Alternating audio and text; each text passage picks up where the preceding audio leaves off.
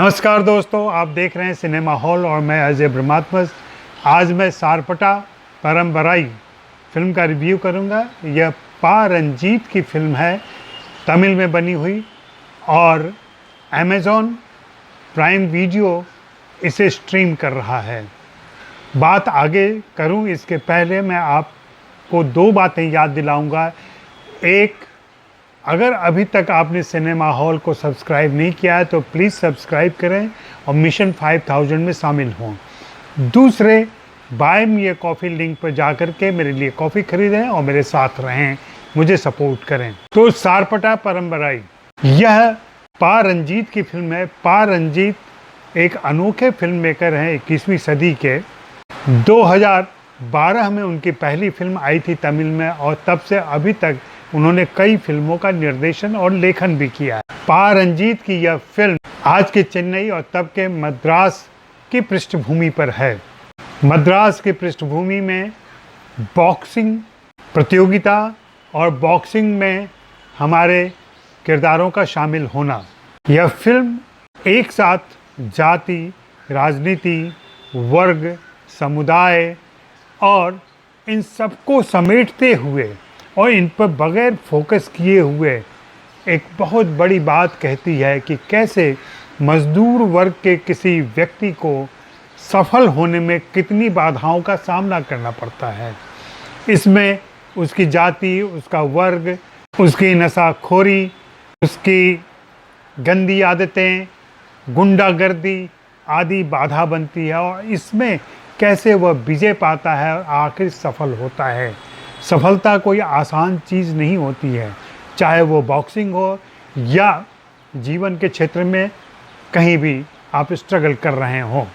हम पाते हैं कि पा रंजीत अपनी फिल्मों में ऐसे किरदारों को लेकर आते हैं जो समाज के वंचित और समाज के शोषित दमित समाज के हैं। एक बड़ा फ़र्क आया है पा रंजीत के चित्रण में। पा रंजीत की फिल्मों में दलित चरित्र जब आते हैं तो वे शोषित और दमित के तौर पर नहीं आते हैं। वे संघर्ष कर रहे होते हैं, वे कामयाबी के लिए संघर्ष कर रहे होते हैं, वे सर्वाइवल के लिए संघर्ष कर रहे होते हैं, वे आगे बढ़ने के लिए संघर्ष कर रहे होते हैं।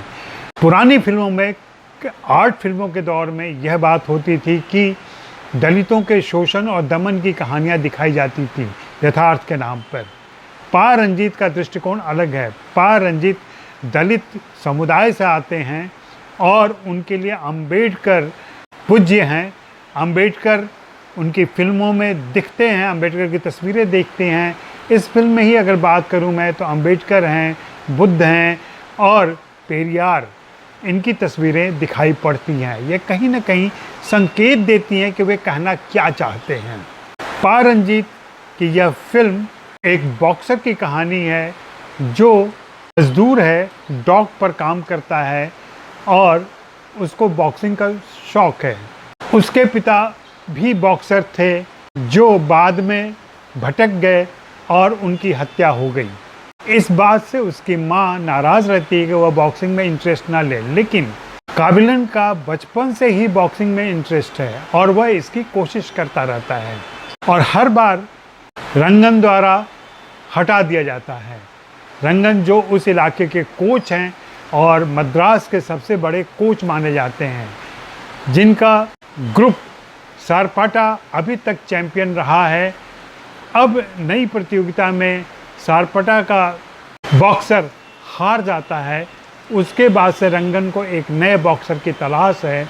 इस तलाश को काबिलन पूरा करता है। उसके पीछे एक पूरा ड्रामा चलता है। उस ड्रामे तक पहुंचने में थोड़ा वक्त लगता है, लेकिन उन्हीं नाटकीय दृश्यों में हमें पता चलता है कि काबिलन की सामाजिक स्थिति क्या है, काबिलन की पारिवारिक स्थिति क्या है, और काबिलन किस मिजाज और स्वभाव का लड़का है। पा रंजीत ने बारीकी से और डिटेल में जाते हुए सभी किरदारों को पेश किया है। जो छोटे किरदार भी आते हैं, जो बॉक्सर आते हैं जिनसे समय समय पर प्रतियोगिता होती है, उनको भी एक चरित्र के साथ हम देखते हैं। वे भी प्रभाव डालते हैं और फिल्म के सामूहिक प्रभाव को बहुत ही मजबूत करते हैं। तमिल में बनी यह फिल्म हिंदी फिल्मों के निर्माताओं, निर्देशकों और दर्शकों को देखनी चाहिए कि सिनेमा अपनी सांस्कृतिक जड़ों से कैसे कोई बड़ी बात कह सकती है, और उसके लिए ज़रूरी नहीं है कि पश्चिम की नकल की जाए, ज़्यादा चमक दमक दिखाने की भी ज़रूरत नहीं होती। यह फिल्म बहुत ही रॉ किस्म की लगती है जो 1975 में स्थित है। आप गौर करेंगे कि पा रंजीत ने जीवन शैली, रीति रिवाज, प्रथा और सांस्कृतिक गतिविधियों को भी फिल्म का हिस्सा बनाया है और उसको चरित्र के साथ जोड़ कर रखा है। हिंदी फिल्मों में प्रायः ये सब चीज़ें छूट जाती हैं। जब हम चरित्र देखते हैं तो वो इंडिविजुअल चरित्र होता है, ऐसा लगता है कि वह समाज से कटा हुआ है, समाज में रहने के बावजूद हम उसकी जड़ें नहीं देख पाते हैं। पा रंजीत ने इस फिल्म में मोहम्मद अली को याद किया है। मोहम्मद अली जो अमेरिका के बॉक्सर थे और श्वेत थे, उन्होंने कई राजनीतिक स्टेटमेंट दिए थे और पा रंजीत उनसे बहुत प्रभावित हैं। उन्होंने अपने बॉक्सर को उसके सादृश्य रखने की कोशिश की है और यह भी कोशिश की है कि वह भी ऐसे ही वंचित समुदाय का प्रतिनिधित्व करते हुए आगे आए और चैंपियन बने।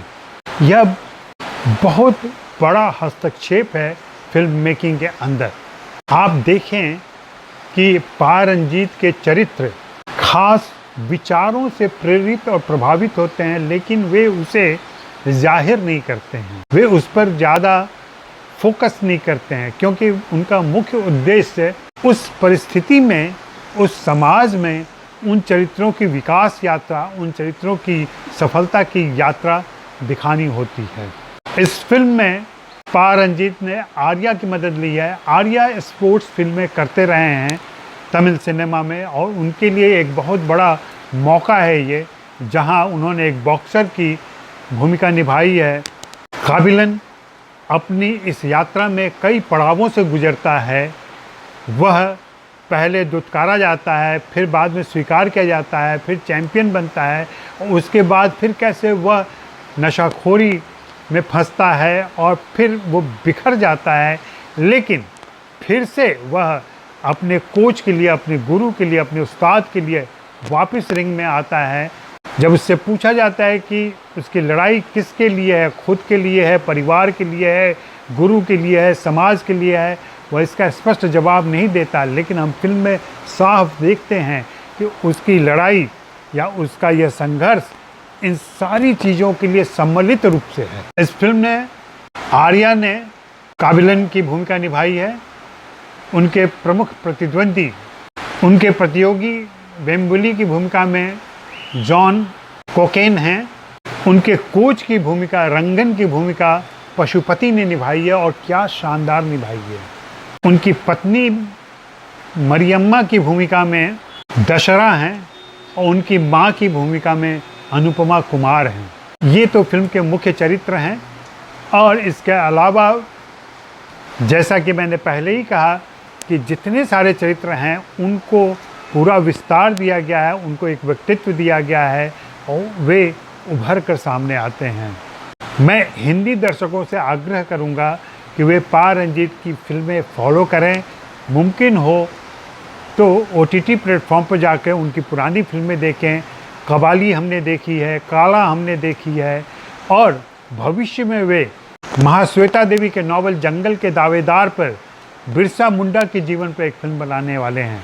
लेकिन फ़िलहाल वे एक प्रेम कहानी बना रहे हैं जो परतदार प्रेम कहानी होगी।